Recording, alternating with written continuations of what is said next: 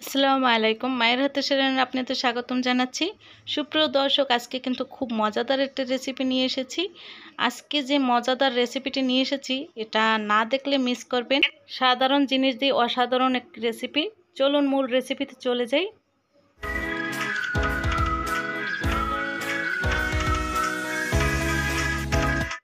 এই সেই অসাধারণ একটি গাছ। এখানে কয়েকটি কচু গাছ আপনারা দেখতে পাচ্ছেন। আসলে এই কচু গাছটা কিন্তু গ্রামের দেশে বনের জঙ্গলে হয়ে থাকে। এটাকে গ্রামের মানুষে বলে থাকে যে বিষ কচু। এই কচুটি কিন্তু কেউ হাতে মানে ভয়েও ধরে না, কারণ চুলকাবে হাত, এই ভয়ে। এই এই কচু দিয়ে আজকে অসাধারণ এক রেসিপি আমি তৈরি করেছি। আসুন কিভাবে কেটে নিতে হবে আমি দেখিয়ে দিচ্ছি। প্রথমে কিন্তু পিস পিস করে আমি বড় বড় করে টুকরো করে নিয়েছি। এখন এই খোসাটা ছাড়িয়ে নেব সুন্দর করে। আপনারা হাতে কিন্তু ইচ্ছে করলে কোনো কিছু দিয়ে তারপরে এটা কেটে নিতে পারেন। আমার কাটা হয়ে গেছে। ভালোভাবে ধুয়ে তারপর আমি কিন্তু ব্লেন্ডার করে নিয়েছি। দেখেন কত সুন্দর মিহি হয়ে গেছে। এই অসাধারণ এই কচুটি কিন্তু আসলে যে রান্না না করে খেয়েছে সে কিন্তু বুঝতেই পারবে না এটা কতটা স্বাদ। প্রথমে আমি তেল দিয়ে রসুন কুচি দিয়েছি, এখন পেঁয়াজ কুচানো দিয়ে দিয়েছি, দিয়ে একটু ভেজে নিচ্ছি।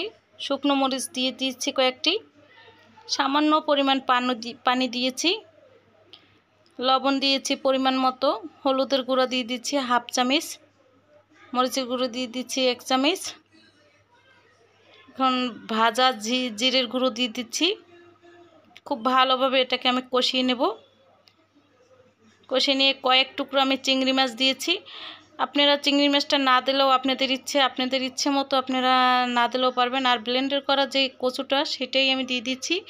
আমি কিন্তু এই কচুটা সবাই ধরতেই ভয় পায়। এটাকে কেউ ধরা তো মানে খাওয়া তো দূরের কথা, ধরতেও মানে সাহস পায় না। আমি সেটাকে আজকে রেসিপি করে দেখাচ্ছি এবং খেয়েও দেখিয়েছি। খুবই মজাদার এক রেসিপি, অসাধারণ এক টেস্ট। কোনো গলা চুলকাবে না, হাতও চুলকায় না, হালকা মিষ্টি মিষ্টি একটা টেস্ট আসে। অসাধারণ একটা টেস্ট। একবার খেলে গরম ভাতের সাথে বারবার খেতে কিন্তু ইচ্ছে করবে। আমার এই রেসিপি ফলো করে আপনারা এই কচুটি একবার রান্না করে খেয়ে দেখবেন, কতটা যে স্বাদ সেটা আপনারা অবাক হয়ে যাবেন। তখন আর বনে জঙ্গলে এই কচু থাকবেই না, এরকমের অবস্থা হয়ে যাবে। আসলে এখানে আমি কিন্তু অর্ধেক লেবু কেটে দিয়েছি, দিয়ে এখন ভালোভাবে নেড়ে চেড়ে নিচ্ছি। তার আগে আমি ধনিয়া পাতা দিয়েছি। একদম শুকিয়ে নেবেন। আমার রেসিপিটা কিন্তু হয়ে গেছে। বিষ কচুর রেসিপি শুনতে কিন্তু খুবই খারাপ শোনায়, কিন্তু নামটি যেই হোক না কেন খেতে কিন্তু অসাধারণ মজাদার। সুপ্রিয় দর্শক, একবার বাসায় ট্রাই করে খেয়ে দেখবেন। সুপ্রিয় দর্শক, আজকে আমার এই রেসিপি কেমন হয়েছে অবশ্যই আমার কমেন্ট বক্সে জানাবেন। আর ভালো লাগলে আমার চ্যানেলটাকে একটি সাবস্ক্রাইব করে দেবেন এবং লাইক এবং শেয়ার করে দেবেন। আর পাশে থাকা বেল বাটনটিকে অবশ্যই ক্লিক করে দেবেন, এতে করে আমার রেসিপি পেতে আপনাদের সুবিধা হবে। আজকে আপনাদের কাছ থেকে বিদায় জানাচ্ছি। নতুন নতুন রেসিপি নিয়ে আবার আপনাদের মাঝে ফিরে আসবো। আল্লাহ হাফেজ।